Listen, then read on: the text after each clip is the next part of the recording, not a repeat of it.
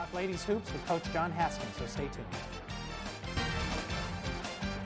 Welcome back to the Black and Gold Report. Again, joined by Assistant AD for Media Relations, Todd Anderson. And Todd, I've worked with your office quite a bit over the last couple of years, and I've seen some of the times when you have very, very busy schedules. And how do you juggle things when you have such a heavy workload? For example, if football overlaps with basketball, and I know coming up in the spring, I think you've got a baseball doubleheader, a softball doubleheader, and a basketball doubleheader all the same weekend. How do you juggle a schedule like that? Well, it's just a matter of laying out what needs to be done and who in my office can do it.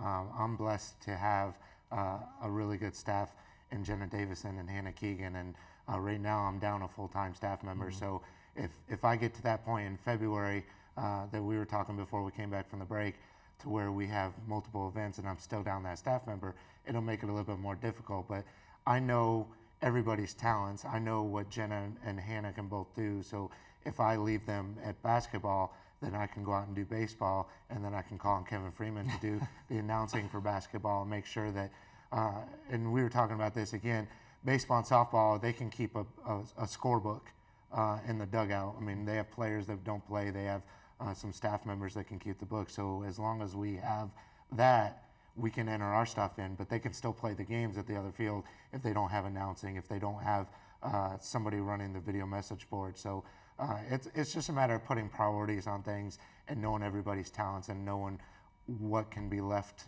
vacant and what needs to be staffed. I've seen it work. It works great, although, I mean, a lot of people don't see behind the scenes and how much everybody's running around, but, I mean, I guess that means you're doing your job well when that happens. Well, UNCP Athletics has had a pretty good run of success over the last couple of years. I mean, as I've talked about with other people, we've had multiple appearances in NCAA tournaments last year. And has the recent success of our athletics program helped you in your job to promote the teams? And at the same time, do you think that your job in promoting the teams has helped to contribute to the team's success a little bit as well? Well, I mean, I like to think that UNCPBraves.com, which our department handles, our department updates, our department makes sure that all the players are up there and stuff. I like to think that helps in recruiting. I think that our website is a lot better, if not towards the top of the list of all Division II athletic websites, if not comparable to Division I. So I like to think from that standpoint that we help our coaches and we help our athletic department in recruiting. As far as the success of the team goes, it makes our job easier, actually. It's a lot easier to market a team that's winning all the time than a team that doesn't win all the time. So from a winning standpoint, that makes our job a lot easier. But from the UNCPBraves.com, I think that we contribute in that aspect. Well, you mentioned the website and your job. You've been doing this a little while, but your job has changed quite a bit over the last decade, switching from stories, primarily in newspapers and other print media. It's become much more electronic with the website, with online kind of stuff. Talk about this transition. Do you like the transition? I do. I mean, it cuts down. I mean, when you work anywhere from 50 to 60 hours a week, I mean, it helps a lot that everything is electronic now. I remember when I was at the University of Alabama and the early part of my career at Mississippi State, we would write the story, print it out, and then send it out on a fax blast. So now it's sort of, we have email lists.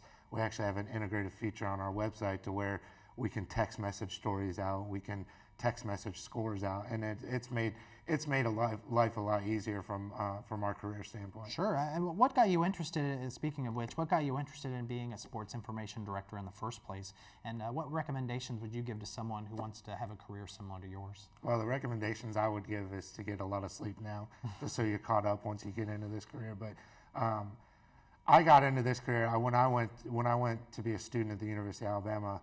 I wanted to be a sports writer, and this is sort of a transitionary phase. I met the media relations people at the University of Alabama. I became interested in that job, and from there is history. I mean, I've been doing this job since the latter half of 1997, so I've been in this career a long time, but it was sort of a kind of a sisterhood, brotherhood kind of thing where I could just step over and step into that career. Okay, well, one last question.